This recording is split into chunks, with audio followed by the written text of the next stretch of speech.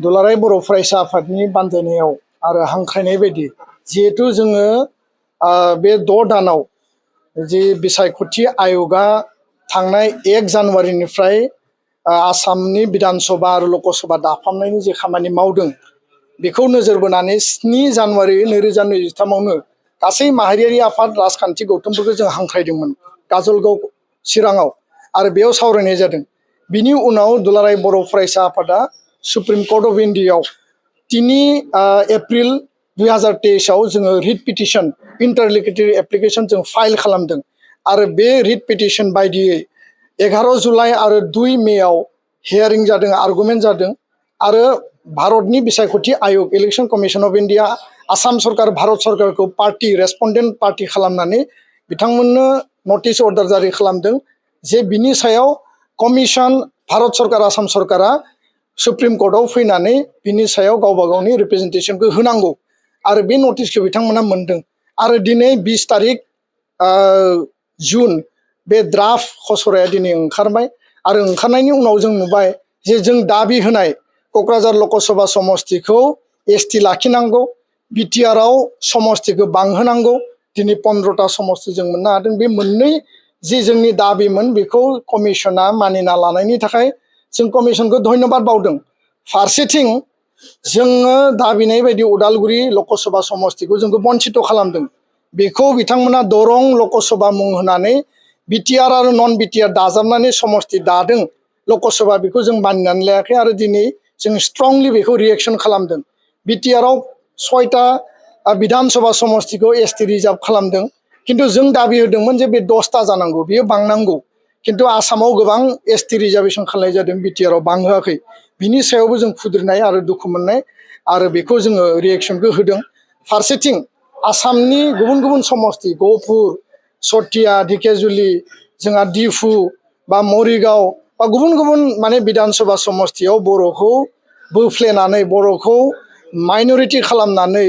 माने जोंनि जि राजनीतिक अधिकार, जोंनि जि प्रभुत्वखौ माने बेखौ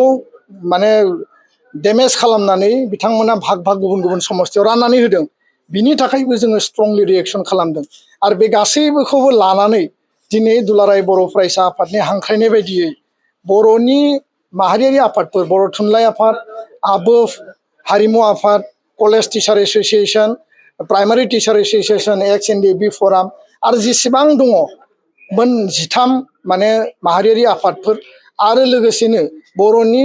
बिटिआरनि मैखोम पलिटिकेल रिजनेल जि पार्टी दङ इउपिपिएल आरो बिपिएफ, बिनि मिरुनि गासैबो दैदेनगिरि जायफोर बिथांमोना रिप्रेजेन्टेशन हिसाबै फैदों बिथांमोना दिनै बाहागो लादों आरो जोंनि जि मोनसे दाबि दङमोन, जोंनि जि मोनसे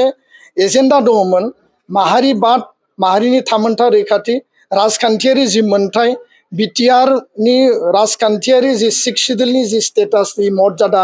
संबिधानिक जि अधिकार बेखौ स्टेटासखौ लाखिनांगौ आरो बिटिआरआवनो 2 पार्लियामेन्टारि समस्ति दानांगौ,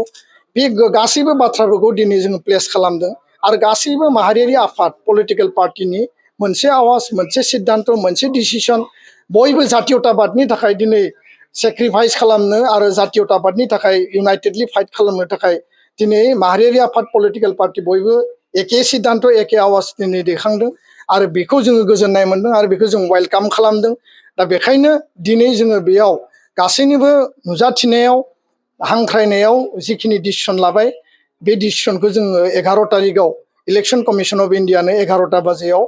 आसामनि स्टेट इलेक्शन कमिशननि गेजेरजों भारतनि इलेक्शन कमिशन अफ इन्डियानो जों मेम'रेन्डाम हरगोन आरो जोंनि मुल दाबिया जाबाय जे उदालगुरिखौ लकसभा दानांगौ, क टार्मिनास 6 बिधान सभा समस्तिखौ लानानै उदालगुरि लकसभा, 2 नम्बराव एसटि समस्तिखौ बिटिआरआव बारायनांगौ आरो रिजार्भेशनखौ बारायनांगौ आरो 3थियाव जाबाय आसामनि समस्तिफोराव बोफ्लेनानै बायफ्लेहोनानै बेखौ माने डिसरिगार्ड खालामनाय, डिसमेन्टेल खालामनायखौ गथा दोननानै जोंनि राजनीतिक भबिसतखौ जोङो थिक खालामनांगौ आरो बेखायनो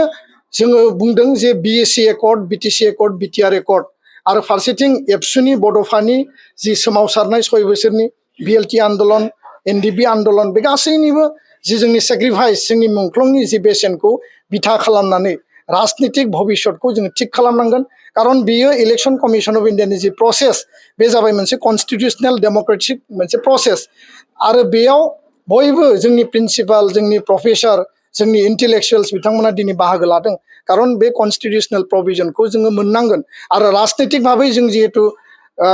जोङो जुदि अधिकारखौ मोनाब्ला जोंनि बर' हारिनि भबिष्यतआ सोरबाया आहमनि माने भबिष्यतनि बाथ्रा सानदों सोरबा आसामनि असमिया खिलन्जियानि बाथ्रा बुंदों बर'नि अधिकारनि बर'नि राजनितिक भबिष्यतनि बर'नि